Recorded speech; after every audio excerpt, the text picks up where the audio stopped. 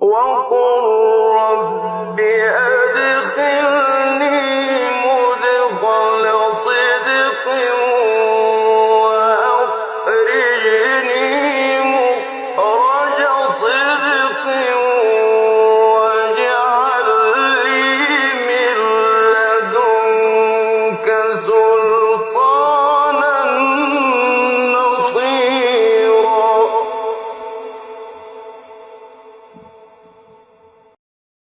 الحمد لله الذي خلقنا ورزقنا وهدانا وعلمنا وأنقذنا وفرج عنا. الحمد لله بالإسلام، الحمد لله بالقرآن، الحمد لله بالأهل والمال والمعافاة، الحمد لله على كل نعمة أنعم الله بها علينا في قديم أو حديث أو سر أو علانية أو خاصة أو عامة أو شاهد أو غائب أو حي أو ميت. الحمد لله حتى يرضى، والحمد لله إذا رضي، والحمد لله بعد الرضا.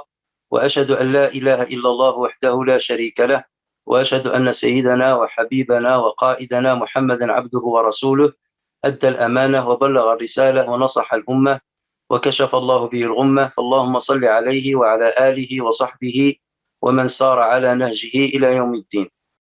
Chers frères et sœurs, assalamu alaikum wa rahmatullahi wa barakatuh. Je tiens d'abord à remercier les frères organisateurs de cette soirée pour m'avoir invité parmi vous à travers ce moyen de connexion sociale, en espérant qu'Allah Azza wa Jal nous fasse profiter de ces jours bénis et de ces nuits bénies, et qu'il nous compte parmi ceux qu'il affranchira de l'enfer le jour du jugement par la grâce de ce mois béni. Alors le sujet que je voulais vous proposer à travers cette petite série, puisque nous sommes dans le mois du Ramadan, le mois où nous commémorons la révélation du Coran et l'envoi du prophète sallallahu alayhi wa sallam comme messager pour l'humanité tout entière, c'est de parler justement du Coran.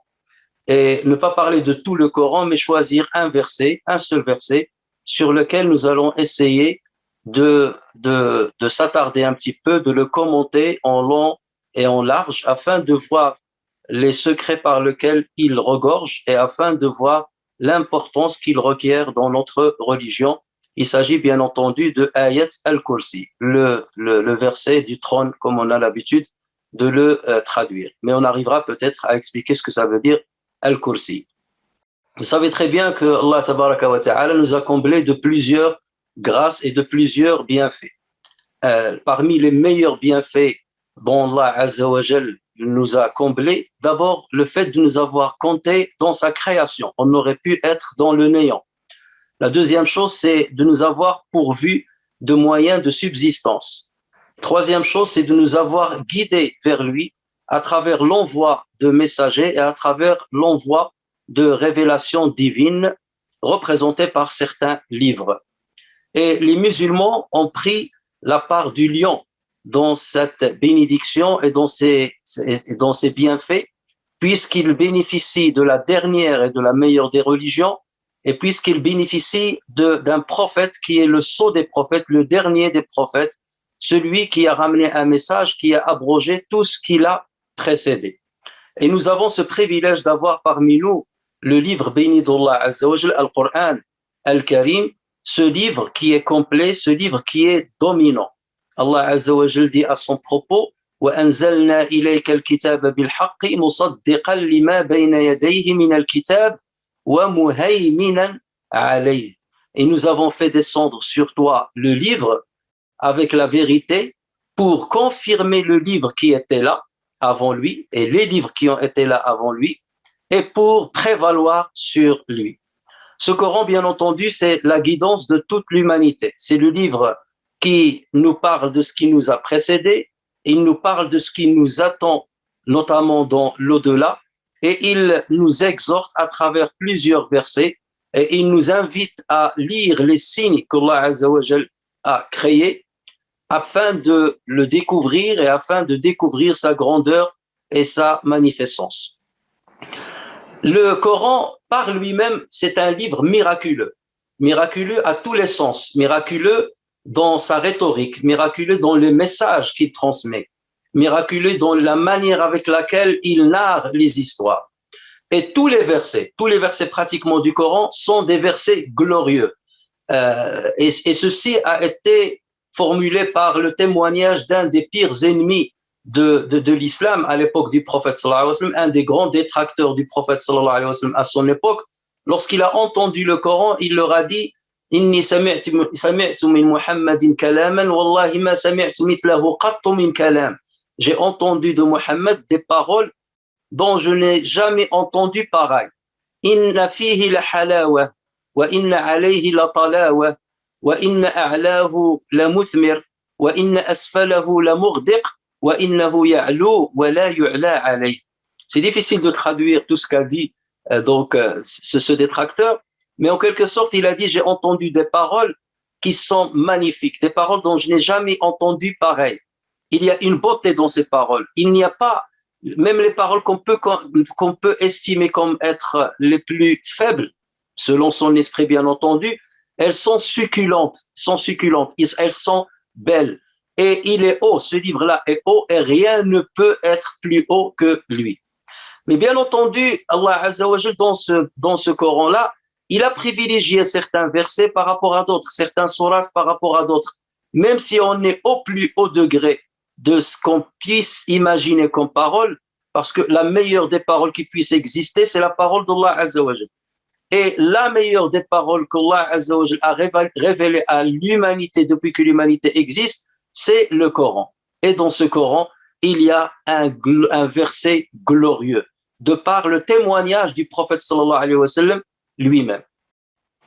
L'imam Muslim, rahimahullah, rapporte sur Ubay ibn Ka'b, radiyallahu anhu. Ubay ibn Ka'b, c'est un grand compagnon du prophète sallallahu alayhi wa sallam, et il avait une particularité, c'est qu'il maîtrisait parfaitement le Coran. Il le maîtrisait au niveau de sa mémorisation, et il le maîtrisait au niveau de sa compréhension.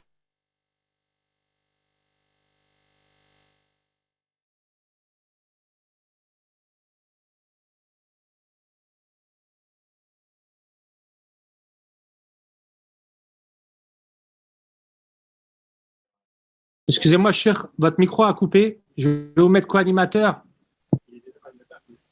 Donc, Ubay ibn Ka'b dit, le prophète sallallahu alayhi wa sallam est venu me voir un jour et il m'a dit, Ya Abal Mundhir, sais-tu quel est le verset du livre de Dieu qui est le plus glorieux parmi les versets que tu as mémorisés? Et donc, Ubay de répondre, Qultu Allahu wa rasuluhu a'lam, par respect au prophète sallallahu alayhi wa sallam, les compagnons avaient l'habitude de toujours répondre. Lorsqu'il leur posait des questions, ils devaient répondre par respect. Allah et son prophète savent mieux. C'est une réponse qui dénote une certaine humilité. Parce que lorsque, en général, le prophète sallallahu alayhi wa sallam pose une question à ses compagnons, c'est pour attirer leur attention, attirer leur curiosité afin d'entendre ce qu'il va leur proférer comme conseil. Et donc, Ubay ibn Ka'b, surnommé Abu al-Mundhir, donc pensait que le prophète sallallahu alayhi wa sallam allait lui apprendre quelque chose. Et donc il a dit Allahu wa Rasul a'lam. Ensuite le prophète sallallahu alayhi wa sallam lui a reposé la question de la même manière. Ayyu ayatin min kitabillahi ma'aka a'zam, quel est le verset le plus glorieux que tu connais? Et Ubay ibn Ka'b a répondu Allahu wa Rasul a'lam. Et ensuite le prophète sallallahu alayhi wa sallam a répété la question par 3 fois. Et c'est là où Ubay ibn Ka'b a compris que le prophète sallallahu alayhi wa sallam ne voulait pas uniquement attirer son attention, mais il voulait le questionner, il voulait le tester. Est-ce qu'il s'est bien imprégné du sens des versets coraniques qu'il a mémorisés? Est-ce qu'il a pu détecter par sa connaissance le verset le plus glorieux dans le Coran? Et donc là, Ubay ibn Ka'b s'est trouvé obligé de répondre et il lui a dit, selon mon sens, Allahu la ilaha illa huwa al-hayyul qayyum. Donc il a cité la première phrase de Ayat al-Kursi, la 255e ayat de Surat al-Baqarah. Et donc là, le prophète sallallahu alayhi wa sallam fut content d'avoir entendu cette réponse parce que c'est la réponse que le prophète sallallahu alayhi wa sallam attendait. Et donc le prophète sallallahu alayhi wa sallam, en guise de récompense et en guise de félicitations à Ubay ibn Ka'b, il lui a frappé sur le thorax et il lui a dit Wallahi liyahnika al-ilmu abal mundhir, par Dieu qu'Allah Azza wa Jal bénisse le savoir qu'il t'a donné. Wallahi liyahnika al-ilmu aba al-mundhir. Donc, ceci, c'est la version de l'imam Muslim. Il y a une deuxième version rapportée par l'imam Ahmed qui est aussi authentique que la première et dans laquelle le prophète sallallahu alayhi wa sallam a rajouté une phrase. Il a dit وَالَّذِي نَفْسِي بِيَدِهِ إِنَّ لَهَا لِسَانًا وَشَفَتَيْنِ تُقَدِّسُ الْمَلِكَ عِنْدَ سَاقِ الْعَرْشِ. Au nom de celui qui tient mon âme en sa main, elle possède, c'est-à-dire ce verset-là, il possède une langue et deux lèvres qui glorifient le roi au pied du trône. Regardez cette belle phrase. Au nom de celui qui tient mon âme en sa main, ce verset possède une langue et deux lèvres qui glorifient le roi au pied du trône. Autrement dit, Allah Azza wa Jal a donné vie à ce verset-là. Il lui a donné vie dans ce sens-là qu'il l'a transformé quelque part en une langue, en des lèvres qui le psalmodie au pied du trône d'Allah Azza wa Jal. Ça veut dire que c'est un verset qui est constamment répété au pied du trône du tout miséricordieux. Donc, comme j'ai dit tout à l'heure, la meilleure parole, c'est la parole de Dieu, et la meilleure des paroles de Dieu, c'est le Coran, et le meilleur verset du Coran, c'est Ayat al-Kursi. Voilà pourquoi nous devons nous plonger dans les secrets de ce verset-là, essayer de le méditer bien comme il le faut, de le comprendre d'une manière scientifique, avec connaissance, afin de savoir ce pourquoi le prophète sallallahu alayhi wa sallam considère ce verset comme le plus glorieux du Coran. Et pourquoi aussi Ubay ibn Ka'b l'a considéré en tant que tel. Ibn Taymiyyah rahimahullah a commenté ce hadith-là de Muslim. Et il a dit, il n'y a pas dans le Coran un verset qui englobe autant d'informations sur Dieu que le verset de Al-Kursi. Il n'y a pas dans le Coran un verset qui englobe autant d'informations sur Allah Azza wa Jal que le verset de Al-Kursi. Il a dit, certes, il y a des versets qui parlent d'Allah Azza wa Jal d'une manière détaillée, mais comme par exemple les versets qu'on trouve au début de Surat Al-Hadid, ou bien les versets qu'on trouve à la fin de Surat Al-Hashr, dont une série de noms et d'attributs divins ont été mentionnés. Mais, dit-il, donc Ibn Taymiyyah, il dit, sauf que ce sont là, on parle de passages, un passage de versets, plusieurs versets qui parlent de Dieu, mais qu'il y ait un seul verset qui englobe autant d'informations, ou là beaucoup d'informations sur Dieu, c'est uniquement Ayat al-Kursi. Donc voilà pourquoi nous devons justement découvrir quels sont ces secrets-là, quelles sont les informations que nous donne le verset de Al-Kursi sur notre Créateur et pourquoi nous devrions-nous avoir un lien étroit avec ce verset que nous devons répéter à plusieurs fois dans la journée comme on va le voir. Alors on va parler d'abord de quelques mérites, de certaines généralités sur ce verset-là et quelques mérites de ce verset glorieux. Le premier mérite, c'est que ce verset-là contient le nom glorieux de Dieu. Vous savez que le prophète sallallahu alayhi wa sallam nous a dit que Allah Azza wa Jalla a 99 noms et attributs, parmi lesquels il y a un nom glorieux, Ismullah al-A'zam, qui, lorsqu'on sollicite Dieu par ce nom-là, donc il répond à notre sollicitation et il exauce nos vœux. Alors, certains hadiths montrent que les savants ont bien entendu divergé sur le nom glorieux de Dieu, et c'est pour cela que certains disent, comme l'imam Suyuti, disent Allah Azza wa Jal l'a occulté, comme il a occulté Laylat al-Qadr, comme il a occulté l'heure à laquelle il exauce les vœux pendant la journée du vendredi. Donc, il a fait exprès d'occulter le nom glorieux afin que les musulmans le sollicitent et l'invoquent avec tous ses noms et avec tous ses attributs, ne pas se contenter que de ce nom-là. Mais le prophète nous a donné des pistes quelque part pour découvrir ce nom glorieux.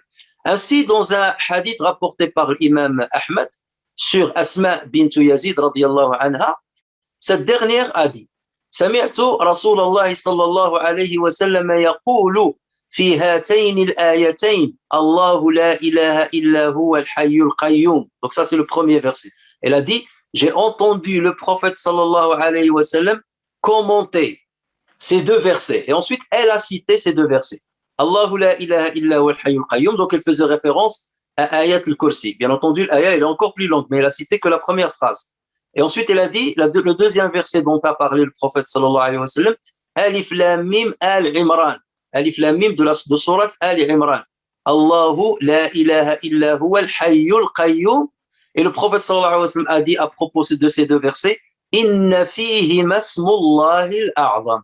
Dans ces deux versets, en l'occurrence, le verset de Al-Kursi et le premier, ou plus exactement le deuxième verset de Surat Ali Imran, il y a le nom glorieux de Allah Azza wa Jalla. Et d'ailleurs, on retrouve cette phrase-là. Allahu la ilaha illa huwa al-hayyul qayyum, ayat al-Kursi. Allahu la ilaha illa huwa al-hayyul qayyum, deuxième verset de Surat Ali Imran. Dans un autre hadith, rapporté cette fois par al-Hakim, et le Hakim l'a authentifié, عن القاسم sur le Qasim ibn Abd al-Rahman, qui a rapporté sur Abu Umama radiyallahu anhu, que le prophète sallallahu alayhi wa sallam a dit ceci. Inna ismallahi al-a'zam la fi thalathi suwarin fi al-Qur'an. Le nom glorieux de Dieu se trouve dans 3 sourates du Coran. Dans sourate al-Baqarah, dans sourate Ali Imran et dans sourate Taha. Et donc le narrateur de ce hadith, en l'occurrence le Qasim ibn Abd al-Rahman, il a dit, donc j'ai commencé à scruter ou bien à lire les 3 sourates afin de découvrir quel est le verset où les 3 sourates convergent. Et donc il a trouvé justement Al-Hayyul Qayyum. Parce que dans Ayat al-Kursi, il y a Allahu la ilaha illa huwa al-hayyul qayyum. Dans Surat Ali Imran, Alif Lam Mim, Allahu la ilaha illa huwa al-hayyul qayyum, deuxième verset. Et dans Surat Taha, il y a le verset 111, dans lequel Allah Azza wa Jalla dit Wa 'anatil wujuhu lil hayyil qayyum. Et les visages s'humilieront devant le vivant, celui qui subsiste par lui-même. Et donc c'est à partir de là que plusieurs savants ont dit que Ismullahi al-A'zam, c'est Al-Hayyul Qayyum. D'aucuns disent non, c'est Al-Hayy tout seul, c'est Ismullah al-A'zam. Et d'autres ont dit le nom glorieux d'Allah Azza wa Jal, c'est Al-Qayyum. Donc certains ont dit non, c'est La ilaha illallah ou La ilaha illa ant, parce que c'était le dua de Yunus lorsqu'il a été avalé par la baleine, il a dit La ilaha illa anta subhanak. Et c'était donc l'invocation de plusieurs prophètes, y compris le prophète Mohammed sallallahu alayhi wa sallam, qui dit Allahumma inni as'aluka bi annaka anta Allahu alladhi la ilaha illa anta al-ahad as-samad alladhi lam yalid wa lam yulad wa lam yakul lahu kufuwan ahad. Donc en citant la ilaha illallah, certains ont dit que c'est le nom glorieux d'Allah Azza wa Jalla, et on reviendra inchallah une autre fois sur la signification de la ilaha illallah.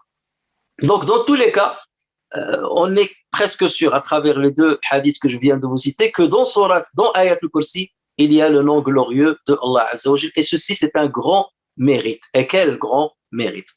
Le deuxième mérite, c'est que Ayat al-Kursi, lorsqu'on la récite, c'est un moyen de protection pour le musulman. Regardez, malheureusement, chez les musulmans aujourd'hui, il y a une mode qui commence à se répandre partout, c'est le fait d'aller voir des ruqat, le pluriel de raqi, et de voir des gens qui se sont improvisés, des spécialistes de ruqya, chose qu'on n'a jamais vue dans l'histoire de l'islam. Ruqya, c'est une invocation qu'accomplit les musulmans afin de demander la protection auprès d'Allah Azza wa Jalla. Mais le prophète sallallahu alayhi wa sallam nous a déjà enseigné plusieurs formulations qu'il convient de répéter dans la journée pour être dans la protection de Allah Azza wa Jalla pendant toute la journée.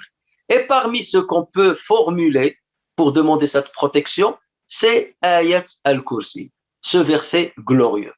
L'imam al-Bukhari rapporte sur Abu Huraira radiyallahu anhu ceci. Donc Abu Huraira, il parle, il dit, le prophète sallallahu alayhi wa sallam m'a confié la garde de l'aumône de Ramadan. Alors l'aumône de Ramadan, c'est Zakat al-Fitr. On l'appelle Zakat al-Fitr, ou bien on l'appelle aussi Zakat Ramadan. Donc les 2 appellations sont correctes. Donc Abu Huraira radiyallahu anhu dit, le prophète m'a confié la garde de l'aumône de Ramadan, et quelqu'un est venu et il a commencé à prendre la nourriture, à voler la nourriture. Puisque, comme vous le savez, l'aumône à l'époque de Fitr consistait en des denrées alimentaires, comme le blé, comme les dattes et ainsi de suite. Donc Abu Bakr avait pour mission de protéger et de surveiller cette aumône afin de la distribuer aux ayants droit. Et les gens, et ce hadith-là nous démontre aussi que les gens sortaient l'aumône les derniers jours de Ramadan, pas uniquement le jour de l'Eid ou la veille, mais même 2 ou 3 jours de par ce qu'on va lire dans ce hadith-là, ou ce qu'on va comprendre de ce hadith-là. Donc, Abu Huraira, il dit, donc, j'ai vu quelqu'un en train de voler la nourriture dans cette aumône. Je l'ai alors attrapé et je lui ai dit, je vais certes t'amener au prophète sallallahu alayhi wa sallam, je vais te conduire au prophète sallallahu alayhi wa sallam pour justement lui dévoiler ce que tu es en train de faire. Et donc cet homme, il a voulu un peu s'excuser et il lui a dit, écoute, je suis quelqu'un de pauvre, je dois nourrir ma famille et je suis dans un vrai et grand besoin. Alors libère-moi. C'est le besoin qui m'a poussé à venir voler. Et donc Abu Huraira a été pris par pitié et il a fait miséricorde à cet homme-là et il l'a laissé partir. Sauf qu'il a raconté au prophète sallallahu alayhi wa sallam l'histoire. Voilà ce qui s'est passé avec un homme ce matin, et donc, ou là, cette soirée. Et le prophète sallallahu alayhi wa sallam, il lui a dit, il t'a certes menti et il va revenir. Et Abu Huraira a dit, donc, puisque le prophète sallallahu alayhi wa sallam a donné cette confirmation, c'est que cet homme allait revenir. Donc, le lendemain, j'ai commencé à protéger encore la nourriture de zakat et en même temps à guetter l'homme, est-ce qu'il va venir ou pas. Et justement, je l'ai pris la main dans le sac en train de voler une deuxième fois la nourriture. Je l'ai alors attrapé et je lui ai dit, cette fois-ci, je vais certes te ramener au prophète sallallahu alayhi wa sallam. Et l'homme de s'excuser de la même manière, avec les mêmes excuses. Laisse-moi, je suis certes pauvre et je dois assumer une famille et je ne reviendrai plus. Donc, Abu Huraira, encore une fois, a été touché par ses excuses et il l'a laissé partir. Ayant appris la nouvelle, le prophète sallallahu alayhi wa sallam a dit, enfin, avant d'avoir entendu l'histoire, le prophète sallallahu alayhi wa sallam a dit, Abu Huraira, ma fa'ala asiruk, qu'a fait ton prisonnier hier? Il lui a dit, voilà ce qu'il m'a dit, voilà ce qu'il m'a dit, et je l'ai libéré. Et le prophète sallallahu alayhi wa sallam m'a dit, il t'a menti et il va revenir. Et justement, la même scène s'est répétée le surlendemain. Et donc, Abu Huraira a dit, maintenant, je vais être catégorique, je vais t'amener au prophète sallallahu alayhi wa sallam pour te dénoncer. Et donc, l'homme, encore une fois, il s'est excusé, mais cette fois-ci, il devait trouver une excuse plus valable, une excuse plus convaincante. Et donc, il lui a dit, écoute, je vais t'apprendre une belle parole, une très bonne parole qui va te profiter. Mais en contrepartie de quoi, tu dois me libérer. Alors, Abu Huraira a accepté. Il lui a dit, alors, dis-moi, c'est quoi la parole que tu veux me dire? Et donc, cet homme lui a dit, lorsque tu te couches dans ton lit, récite Ayat al-Kursi, Allahu la ilaha illa huwa al-hayyul qayyum, et il l'a récité jusqu'à la fin. Hein? Jusqu'à la fin du verset. Donc, il lui a dit, à chaque fois que tu veux dormir, lorsque tu te mets dans ton lit, récite Ayat al-Kursi. Et il lui a dit, ainsi, il y aura certes en permanence un protecteur d'Allah avec toi, et aucun Satan ne peut t'approcher jusqu'au matin. Aucun shaitan ne peut t'approcher jusqu'au matin. Et donc, Abu Huraira l'a libéré, et le lendemain, il a raconté l'histoire au prophète sallallahu alayhi wa sallam, et il lui a dit, voilà, l'homme est revenu la troisième fois, et voilà ce qu'il m'a dit. Il m'a appris cette parole, et il m'a dit de réciter Ayat al-Kursi chaque soir, et il prétend que je serai protégé de Satan pendant toute la nuit jusqu'au matin. Et là, le prophète sallallahu alayhi wa sallam a répondu cette belle parole, et lui a dit, Sadaqaka wa huwa kadhub. Il a certes été véridique avec toi, bien qu'il soit un grand menteur. Ya Abu Huraira, sais-tu qui t'a parlé pendant ces 3 nuits? Cet homme-là que tu as rencontré ces 3 nuits? Il lui a dit non, je ne sais pas qui c'est. Il lui a dit innahu shaytan. C'était Satan qui est venu te justement voler la nourriture. Et ce qu'il t'a dit est vrai. Quelque part, celui qui récite ce verset avant de dormir, il sera protégé pendant toute la nuit jusqu'au petit matin. Et donc les savants commentent ce hadith aussi en disant pour toute personne qui a des problèmes qui résultent de quelque chose d'occulte, il n'a qu'à réciter ce verset-là assez souvent et surtout dans la nuit, et Allah Azza wa Jal le protégera. Et parmi les mérites aussi de Ayat al-Kursi, c'est que le prophète sallallahu alayhi wa sallam nous a appris à la réciter après chaque prière canonique obligatoire. Ainsi, Imam Tabarani rapporte un hadith Hassan sur Al-Hassan ibn Ali radiyallahu anhuma qui a dit, le prophète sallallahu alayhi wa sallam a dit, Man qara'a ayat al-kursi fi duburi as-salati al-maktuba kana fi dhimmati Allahi ila as-salati al-ukhra. Celui qui récite ayat al-kursi à l'issue de chaque prière obligatoire, il sera sous la protection de Dieu. C'est ça, dhimma, dhimmatillah. Il sera sous la protection de Dieu jusqu'à la prochaine prière. Donc, imaginez le musulman qui va réciter Ayat al-Kursi après chaque prière. Donc, il sera toujours sous la protection de Dieu d'une prière à l'autre. Ça veut dire pendant les 24 heures, il sera sous la protection de Dieu. Et lorsque tu es sous la protection de Dieu, crois-tu que quelqu'un peut te toucher par un mal? Ou croyez-vous qu'un mal puisse vous toucher? Vous allez me dire, oui, mais c'est trop facile. Il suffit de répéter quelques mots en 1 minute et on va être sous la protection de Dieu. Oui, c'est trop facile, c'est vrai. Mais parce qu'Allah Azza wa Jal nous cherche la facilité. Et Allah Azza wa Jal nous tend la perche souvent. Il nous donne des moyens faciles pour nous faire pardonner, pour nous protéger, pour nous faire mériter le paradis. Mais le problème, c'est que nous oublions. Nous oublions. Et c'est ça le plus grand problème de la communauté musulmane, c'est l'oubli. On croit en Dieu, on a la certitude en Allah Azza wa Jal, on comprend des hadiths, on comprend des versets, mais le problème c'est qu'on oublie de les traduire dans notre quotidien. Et c'est pour cela que notre problème n'est pas le problème. Allah Azza wa Jal, lorsqu'il s'est adressé à nous, qu'est-ce qu'il nous a dit? Il nous a dit fadhkuruni adhkurkum. Rappelez-vous de moi ou mentionnez-moi et je me rappellerai de vous, bien je vous mentionnerai. Alors qu'à une autre communauté, il a dit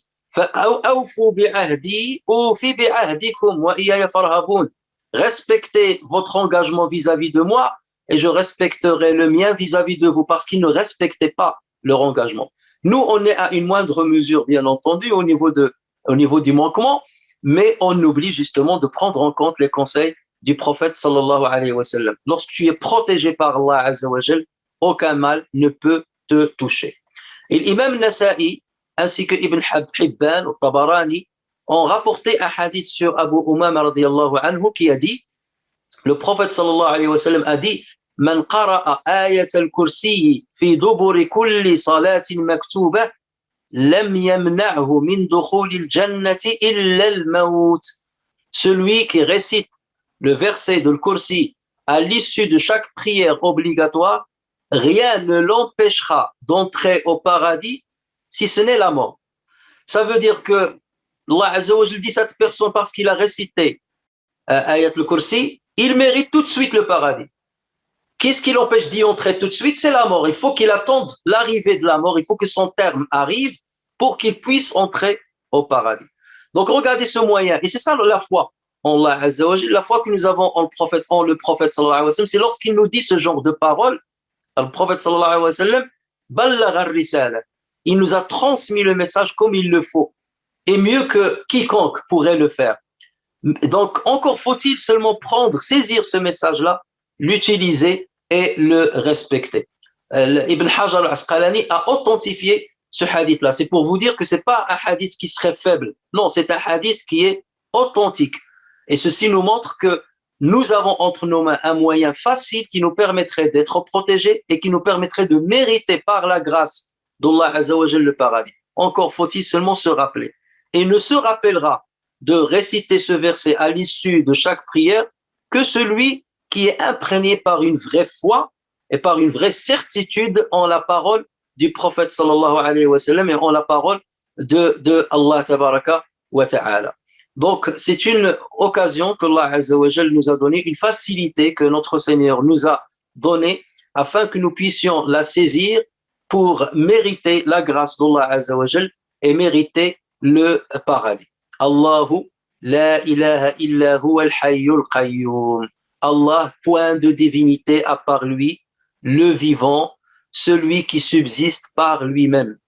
La ta'khudhuhu sinatun wa la nawm. Ni somnolence, ni sommeil ne le saisissent. Lahu ma fi samawati wa ma fi al-ard. À lui appartient tout ce qui est dans les cieux et sur la terre. Man dha alladhi yashfa'u 'indahu illa bi'idnih. qui peut intercéder auprès de lui sans sa permission. يعلم ما بين أيديهم وما خلفهم ولا يحيطون بشيء من علمه إلا بما شاء. Il connaît leur passé et leur futur, et de sa science, il n'embrasse que ce qu'il veut. Ça veut dire les êtres humains n'embrassent que ce qu'ils veulent. وسع كرسيه السماوات والأرض ولا يؤوده حفظهما. Son trône déborde les cieux et la terre, dont la garde ne lui coûte aucune peine. وهو العلي العظيم. Et il est le très haut et le très grand. Et je termine cette intervention parce que le temps qui m'est imparti va se terminer par une remarque sur la structure, sur l'ossature de ce verset-là. Il commence par la phrase de At-Tawhid. Il commence déjà par le nom de Dieu, le nom propre d'Allah Azza wa Jalla. Allahu, Allah, c'est le nom propre de Allah Tabaraka wa Ta'ala. Et aucun être, depuis qu'Allah Azza wa Jalla a créé les êtres humains jusqu'à la fin des temps, n'a donné ce prénom à son enfant. Il n'y a pas quelqu'un qui a donné le nom de Allah à un enfant. Et c'est pour ça qu'Allah Azza wa Jalla dit dans le Coran, c'est un défi. Hal ta'lamu lahu samiyya? Connais-tu quelqu'un qui a le même nom que Allah Azza wa Jalla? Il n'en a pas. Et il n'y en aura pas. Même si on sait que c'est un défi, personne n'oserait, jusqu'à la fin des temps, nommer son enfant officiellement Allah. C'est impossible. Donc c'est un nom qui est propre à Allah Azza wa Jalla, et c'est un miracle qu'il soit ainsi, puisque personne ne peut être appelé ou nommé par ce nom-là. Ce nom-là, Allah, a été répété dans le Coran pas moins de 2360 fois. 2360 fois. C'est le nom d'Allah Azza wa Jalla, et c'est par ce nom-là que le verset-là a commencé. C'est important. Ensuite, il a été suivi par la phrase de Tawhid, l'attestation de Tawhid. La ilaha illahu. Et ça, c'est la phrase la plus importante chez les musulmans. C'est la clé du paradis. Et on verra la signification et les mérites de cette phrase-là. L'autre remarque dans ce verset-là, c'est qu'il est composé de 10 phrases. Allahu la ilaha illahu al-hayyul qayyum. La ta'khudhuhu sinatun wa la nawm. Lahu ma fi samawati wa ma fi al-ard. Man dha alladhi yashfa'u 'indahu illa bi'idhnihi. Ya'lamu ma bayna aydihim wa ma khalfahum. Ainsi de suite. Si vous remarquez bien cette phrase-là, vous allez trouver quelque chose d'extraordinaire. C'est que ces phrases-là sont à l'instar de la formule de Tawhid. La formule de Tawhid, c'est La ilaha illallah. Elle est composée de 2 parties. Il y a une négation au départ, La ilaha. Il n'y a pas de divinité. Illallah, c'est une confirmation, si ce n'est Dieu.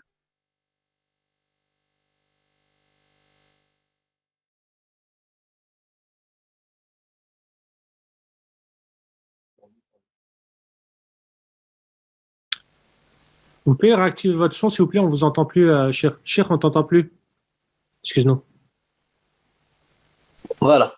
Barakallah, excuse-nous. Donc, voilà. Donc, je crois que vous avez entendu lorsque j'ai dit que le Ayat al-Kursi est composé d'une négation et d'une confirmation.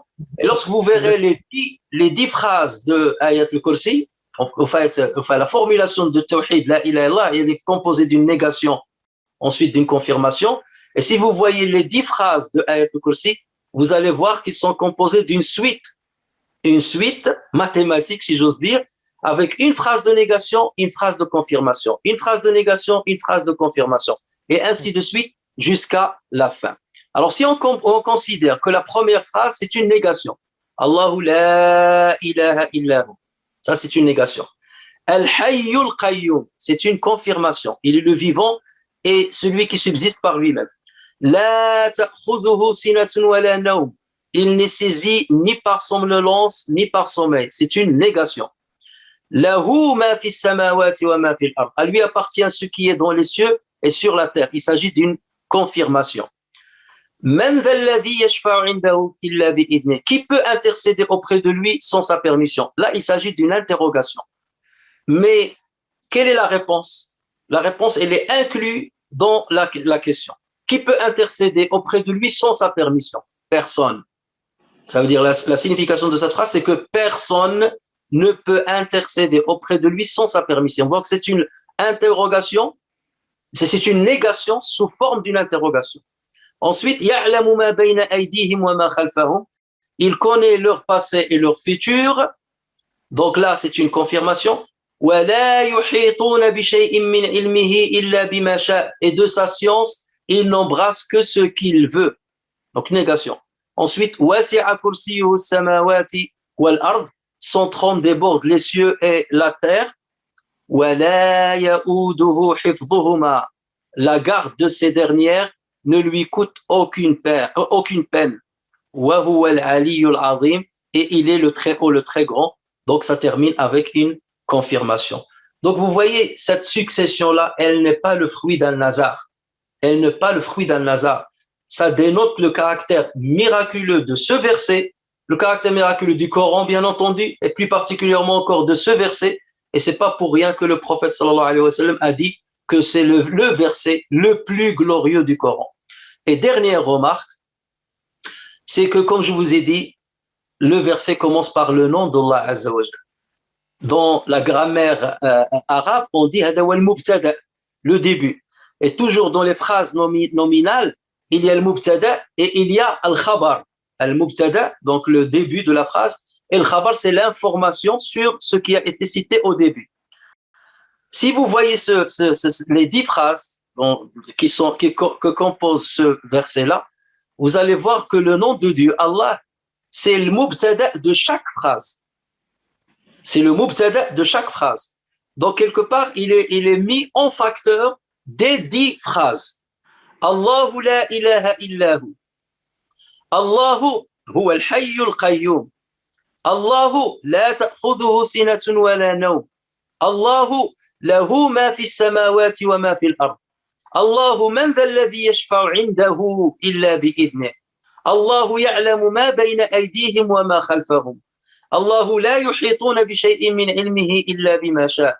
الله وسع كرسيه السماوات والأرض. الله لا يؤوده حفظهما. الله هو العلي العظيم. Donc il a commencé par un dénominateur commun des 10 phrases qui elles-mêmes sont négation, confirmation, négation, confirmation.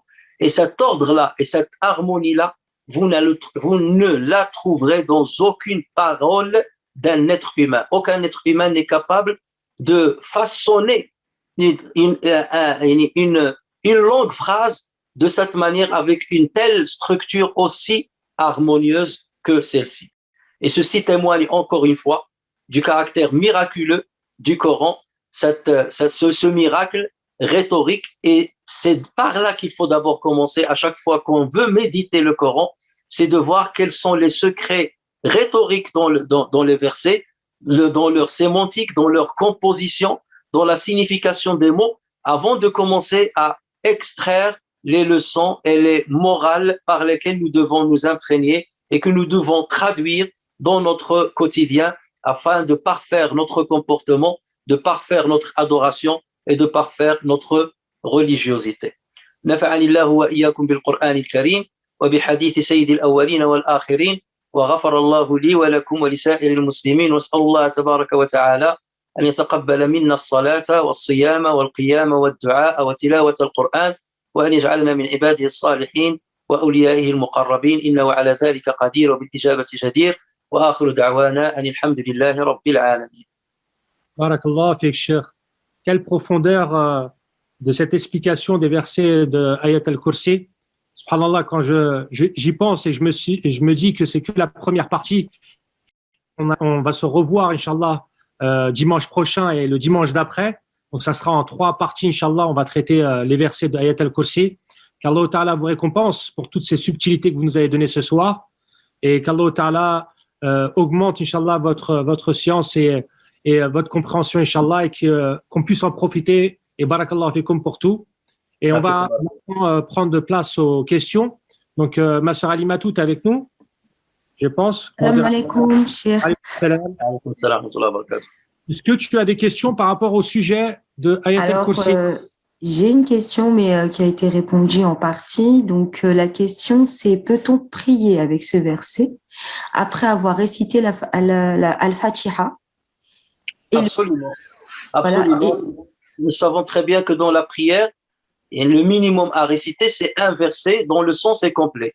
et vous ne trouvez pas plus complet et aussi riche que Ayat al-Kursi. Donc, enrichissez vos lectures avec ce verset, surtout lorsqu'on va parler de quelques secrets de ce verset-là. On n'englobera pas tout, bien entendu, le temps ne le permettra pas, mais en tout état de cause, après la méditation de ce verset-là, vous allez voir que il aura énormément de sens chez vous pendant sa lecture. Barakallahu fik. Barakallah. Alors j'en ai une autre, c'est le fait de réciter ce verset à la fin de chaque prière et avant de dormir suffit-il à nous protéger du shaitan, du mauvais œil et de la sorcellerie? Alors en tout état de cause, c'est ce que le prophète sallallahu alayhi wa sallam nous dit. Donc il n'y a pas que cela d'ailleurs. Il y a adhkar sabah, il y a adhkar al-masa. Ce qu'il faut comprendre, c'est que lorsqu'on est touché par une épreuve, sans après citer, parce que dire que je suis touché par la sorcellerie, par le mauvais œil, ça c'est très très très difficile de le confirmer. Les gens qui vous diront tu es touché par la sorcellerie, vous avez 4 djinns et tout ça, lorsque vous entendez des gens qui donnent ce genre d'affirmation, soyez très prudents. C'est qu'ils sont en train de vous arnaquer parce que ce sont des choses qu'on ne peut pas dévoiler comme ça. Comment tu peux déterminer si cette personne est vraiment touchée par la sorcellerie ou vraiment touchée par le mauvais œil? À la limite, normalement, je conseille toujours aux gens de faire la ruqya pour eux-mêmes, de savoir les versets à lire pour eux-mêmes. Et au pire, lorsqu'ils ne peuvent pas ou ils veulent se rendre, il faut se rendre à quelqu'un d'abord qui a du savoir, qui a de la science, qui est par exemple un imam dans une mosquée, pas seulement un imam de 5 prières, un imam de Jumu'ah, ça veut dire qu'il a un bagage scientifique, et quelqu'un qui ne prend pas l'argent. Il ne prend pas de contrepartie. La meilleure contrepartie qu'on peut prendre, c'est que la personne te fasse un dua. On va me dire, oui, mais à l'époque du prophète sallallahu alayhi wa sallam, les compagnons ont pris une contrepartie lorsqu'ils ont récité le Fatiha sur le chef d'une tribu qui était malade et ainsi de suite. Ça se montre seulement le fait que le prophète sallallahu alayhi wa sallam les a autorisés à bénéficier de la contrepartie qu'il leur a donnée. En l'occurrence, c'était un troupeau de moutons. Même le prophète sallallahu alayhi wa sallam leur a dit, donnez-moi aussi ma part. Mais ça ne veut pas dire qu'il faut en faire un métier.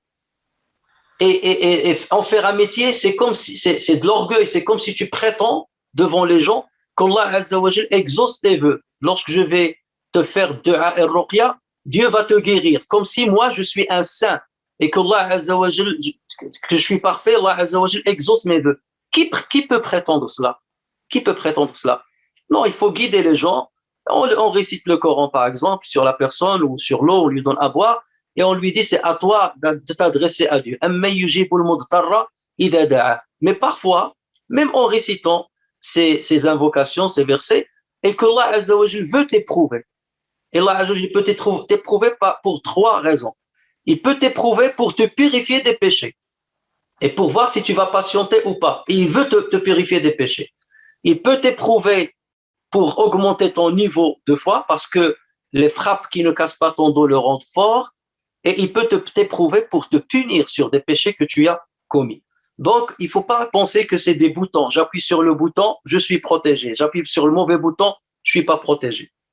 Donc voilà, peut-être qu'on reviendra sur ce sujet une autre fois, mais en tout cas, respectez ce que le prophète sallallahu alayhi wa sallam nous a dit, puisqu'il nous l'a promis, et placez votre confiance en Allah tabaraka wa ta'ala, et la protection vient forcément d'Allah Azza wa Jalla, et nous plaçons notre entière confiance en lui. Barakallahu fik. Je ne sais pas si on a encore le temps pour une question. Alors, si c'est une question, allez-y. Je n'ai pas vu si Cheikh Moustapha Ben Moutlaq est arrivé, donc il est 23h19. On va répondre à une dernière question, il n'y a pas de problème. Alors, la question, c'est, j'ai lu qu'il ne fallait pas demander de ruqya sur soi. C'est juste? Alors ça fait référence à un hadith où le prophète sallallahu alayhi wa sallam parle de ceux qui entreront de 70 000 personnes qui entreront au paradis sans être jugés et sans être auparavant châtiés. Alors, les savants disent 70 000, c'est seulement pour montrer qu'ils sont en grand nombre, pas forcément 70 000 exactement, mais ça les dépasse largement. Et les compagnons ont demandé au prophète sallallahu alayhi wa sallam, qui sont ces gens-là qui entreront au paradis sans être jugés? Et il a dit, ceux justement, alladhina la yastarqun. Après, bon, il a cité 3 conditions. Et parmi lesquelles, alladhina la yastarqun, ça veut dire ceux qui ne demandent pas à ce qu'on leur fasse ruqya. Alors les savants ont divergé énormément sur cette question-là. Entre ceux qui ont dit la yastarqun, ça veut dire ils ne cherchent pas un remède aux maladies qui les frappent. D'autres ont dit non, c'est pas possible, alors que le prophète sallallahu alayhi wa sallam a dit tadawaw ibadallah fama khalaqa Allahu min da'in illa khalaqa lahu dawa'un alimahu man alimahu wa jahilahu man jahilahu. Le prophète sallallahu alayhi wa sallam a toujours exhorté la communauté musulmane à trouver remède aux maladies qui les frappent. Donc ils ont dit c'est peut-être pas ça. D'autres ont dit c'est peut-être ruqya dont on parle justement, c'est-à-dire on ne demande pas aux autres de nous la faire, on la fait à soi-même. Donc il y a certains qui ont dit que c'est ça la signification. Là, il y a beaucoup de divergences, je ne vais pas rentrer dans le détail, mais il y a beaucoup de débats sur ce hadith-là, mais il n'y a pas une certitude. Voilà. Ce sont des interprétations données par certains qui diffèrent avec d'autres interprétations données par d'autres. Donc c'est pour cela que je ne peux pas confirmer avec certitude, puisqu'il y a déjà divergence entre les savants sur la signification de ce hadith. Barakallahu fik, Cheikh. Barakallah fik, Cheikh. C'est un plaisir. Et j'espère te revoir très prochainement, dimanche prochain, Inch'Allah, pour la suite des versets Ayat al-Kursi. Qu'Allah Ta'ala te récompense grandement. Amin. Et puis je te dis à bientôt, Inch'Allah, et qu'Allah Ta'ala te récompense. Barakallah fik, jazakumullah khairan. Barakallah Barakallah fik, Cheikh.